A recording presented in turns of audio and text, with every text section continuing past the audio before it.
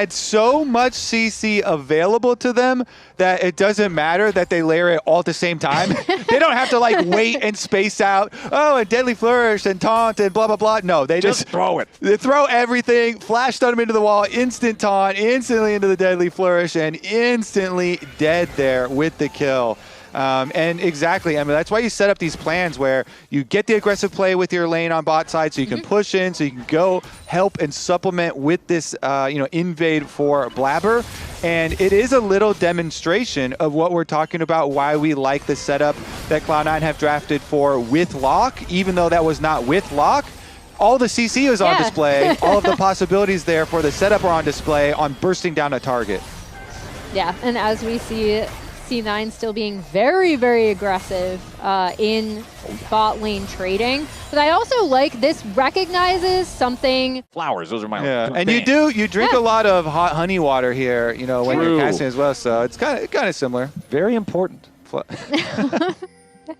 Bard left me these. Bard, exactly. Yeah. Bard dropping off flowers, some honey water for his throat. Shout out to our bards, the PAs. Yeah. Shout out to all the bards that make this show possible. Honestly, yes. Meanwhile, what happened bot lane, because the Bard was topside, was that C9 is actually able to pick up that first Drake, again, going hand in hand with their early game plan as... Ooh, immediately they drop the taunt on Damasu, who tries to get away, but he can't sidestep the Deadly Flourish. The Varus is dead again. Tactical uses his cleanse to make sure that they're getting back away. Cryogen goes on a magical journey, trying to come through the wall and do something back. He's got Quad behind him. Tactical should be dead to rights here. Vulcan does manage to get away. Tactical... There's no way out of this. You just kind of got to decide how this is going to go down. And get another minion. Decides it's going to go down like this. Tactical does manage to get one last minion as he is shut down with the kill credit going over to Quad. That's what you got to think about those times, Yeah, even with the kind of setups we were talking about from C9. But I really like, more importantly, I do think Vulcan's timing around the map has been quite good. Yeah, now he's got... some extra roam time here as well, so make a visit towards mid lane. Thank you very much for the check-in.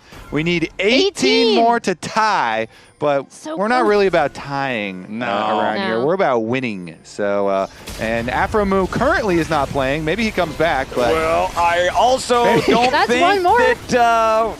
Cryogen's really playing a lot right now either, as he is caught in the enemy jungle, trying to do what Bard does, roam around a little bit, instead gets immediately punished, but now Blabber, the same fate. He stays alive for now, flashes back over the wall, tries to stay alive there with a point-blank keeper's verdict, but Griffin gets the kill before he dies to Loki in trade. You could see there the ultimate also used from Loki, that Purgatory gets dropped, so he is going to get the extra buff on that passively as he returns back to lane. So now we're getting a little bit more action. Now it's a little bit more high octane. Yeah, as Vulcan pushes up on this bot side, looks like both teams are going to wait for their junglers to come back. Bot, just in case there's the opportunity to do anything bottom lane, but Loki's not going to give him that opportunity. 1-to-1 in Drakes here early on. C9 having all 3 grubs in this second game compared to FlyQuest having them in the previous one, as Blabber shows up here in the top side. Thanatos does have his Dominus ready to cast if they want to try to go for the dive, and it's a full C9 party. Balloons, streamers, they probably even got a DJ for this one. Gakgos trying to just clear out the wave. There's Grim Deliverance as he tries to escape, but nothing's going to deliver you away from 4 people. C9 with the top lane dog pile. Get there, man. Guys are like, great, a party. What'd you guys get me? Yeah. No, endless CC. That's what I wanted. Thank you. That's when you wish you could return to the store. You guys, you really shouldn't have. Off of that, though, I do like the response from Quad and Griffin down here, right? Like getting that first turret onto Quad, who was able to pick up that kill in bot lane earlier on. So having your Syndra in a good spot, also great. And then Tactical cleaning up that topside turret. Ooh, Cryogen goes for the Tempered Fate. He misses that and the Cosmic Binding. Thanatos staying alive for now, but remember, there was no Dominus. So as soon as Griffin commits the public execution, it is exactly that. They get the kill on Thanatos, but now Griffin, Cryo, and Quad all got to try to get away as Loki and Vulcan make their way towards this bottom side of the map. I wanna have fun too. Poor Rift Herald. There was even with all the parties happening, Rift Herald doesn't even get to have fun. It's true. You just have to be smart about when you use it. You see Cryogen on the bottom side of the and then you drop it mid or something. If you know where, you don't invite Cryogen to the party, basically. If you're the Rift Herald. Dirty. Sorry, Cryogen. Yeah, Rift Herald is telling everybody. You must have lost your invite in the mail. Yeah. So we're going to have a secret party? We got another party now in the Cloud9 jungle. Ooh. Unleashed power delivered straight to Vulcan's doorstep thanks to the Griffin delivery service there with the public execution. That's FlyQuest grabbing themselves their 4th kill of the game. As C9 steps forward, FlyQuest, despite being down in kills, are up 1,000 gold as a team, and that gold lead. Griffin, he doesn't have his ult, and nor does Quad, because they just used it to kill Vulcan, though, for the dragon fight, so maybe they call it off. Yeah, I think that's why you do see Griffin kind of hovering around. Just as I say that. Yeah, Griffin was hovering around, but Vulcan was ready to try to answer. Now Tempered Fate defensively coming out from Cryogen. C9's attack has not worked out thus far. Griffin still getting away for now. Loki going in, finds the first kill there with the killing spree. Vulcan gets away now too, but Loki's got to be careful. Double kill, lands with the Cryogen, but it is mopped up as Quad gets one back. Now Blabber's got to be careful. Masu chasing him down. Can't quite do enough damage. It's a 2-for-1 so far, favoring Cloud9 as they also claim the Drake. Yeah, really messy there. I was a little concerned until Loki was able to start cleaning up those kills, even though he falls. But more crucially, they do come away with that third. Channeling that teleport down bottom. He can just use his own as an exit out to the top side for Loki, but... All right. FlyQuest wrapping around here, wanting to make the play towards Loki, who goes over the wall, gets himself away for now, throwing some ritual nails towards Griffin, but Scout of the Week finds a target, public execution, going after the mid laner, and Loki has already been assassinated. Tempered Fate to try to save Griffin as Thanatos disengages. There's not enough damage here from C9 to finish off Griffin, and the play ends up working out for Fly so far. Now the curtain call has opened up. FlyQuest have got to make sure they protect the VIPs. They do just that. +1 Fly on the play. Yeah, what a really nice public execution coming out of Griffin. We talked about one of the reasons why I thought the Mbessa might be flexed wasn't just because of the matchup, but because he is so comfortable on it. And also the Bard stun coming out just... Yeah, Blabber and Vulcan have been so active this whole game. Poppy and Shen, really great facilitators. And once you get Deadmans... Ooh, Chains of Corruption and Tempered Fate both shot out. The chains miss, but Fate does not. Blabber going to be your target in the middle of 4. Keeper's Verdict tries to buy enough time, but Blabber is already down. Meanwhile, back over in mid, Quad could be in some danger. Vulcan locks him up, but there's no follow-up damage. FlyQuest going to walk away with a +1 so far on this one. They have a 5-man group here in the mid lane. The Tier 1 turret will die to a single auto attack. Masu grabs that one. Baron is live on the map, and FlyQuest path their way towards it. Just as we're talking about, Blabber, good pickoff on the Varus in mid lane, then he gets picked. Just the edge of Cryogen's ultimate. The Bard caught him, and now they're on Baron, drawing Cloud9 in. Okay, C9, what's it going to be? Thanatos taking the Hex Gate. He's behind the Baron pit wall now. Gakgos jumps over, chasing towards the Crocodile. Thanatos needs to make some distance, and he slices over the wall and finds Masu, who has to flash just to try to stay alive. Quad is killed instead. Beautiful moves from Thanatos to force a critical summoner spell out of one carry and kill the other. Thanatos with the 5-head Mega Mind Crocodile play. He flanks all the way around, and he gets so much value that is insane. The entire team comes to try and chase him, but not only does he get summoner spells, he kills a key carry, and he earns his team the Baron. Thanatos, the savior of Cloud9, until we're inevitably a Baron Steel Flowers. Yep, hold on now. FlyQuest is still willing to challenge. They're coming up as a 4-man unit. Keep your eyes on Griffin as he wants to go into the pit. Gakgos is in here providing a little bit of vision. Baron down to 2,000 HP. Secured by Griffin. FlyQuest take the objective. They are going to lose their jungler for it, but they will happily take the trade. You knew it with the way this series has gone, Flowers. Inevitably, it's got to be a Baron Steel after that.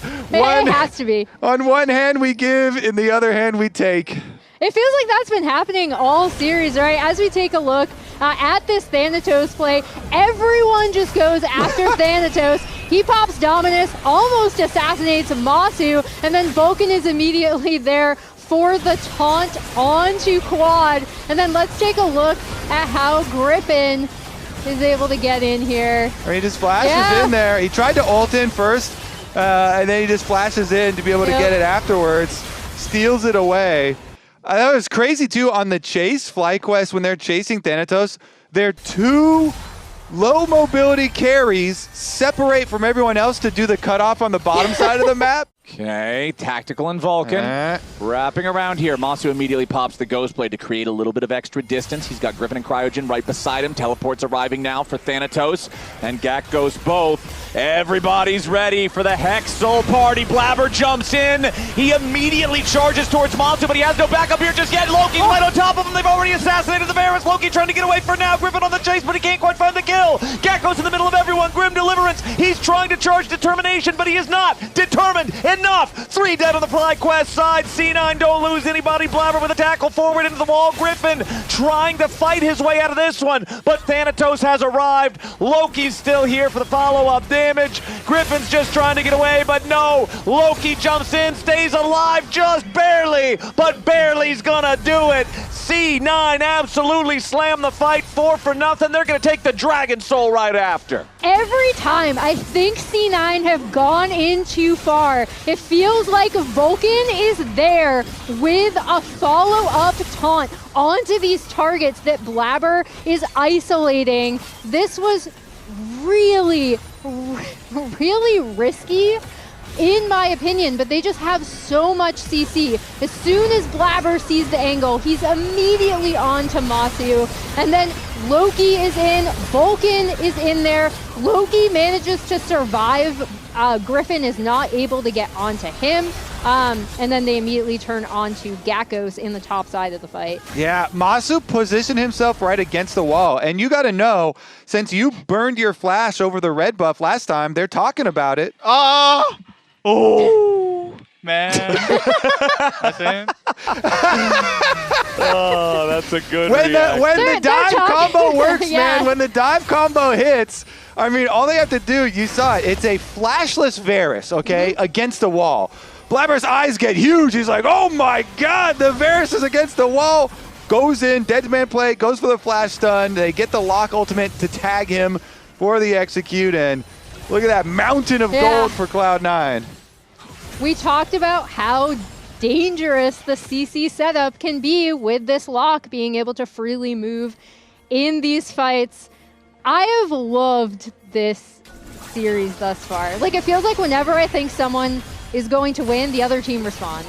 Well, C9 is now going to continue pushing their lead forward. FlyQuest grouped up defensively. They know they have to deal with this Hex Soul now. It provides C9 so much more power as Thanatos loses a good chunk of his HP, down to about half here on the Renekton, but Blabber is looking to re-engage. Thanatos with the dominance. Gakkos here on the front line, but Thanatos doesn't want him. The Tempered Fate locks up multiple players here from both sides, and Quad is already down. That's the carry Syndra. That's the fed FlyQuest player. C9 gets one, they get themselves right back out. FlyQuest still scrambling, trying to defend as Tactical puts a bullet in the back of Cryogen's head. That's a 2-0 play for C9.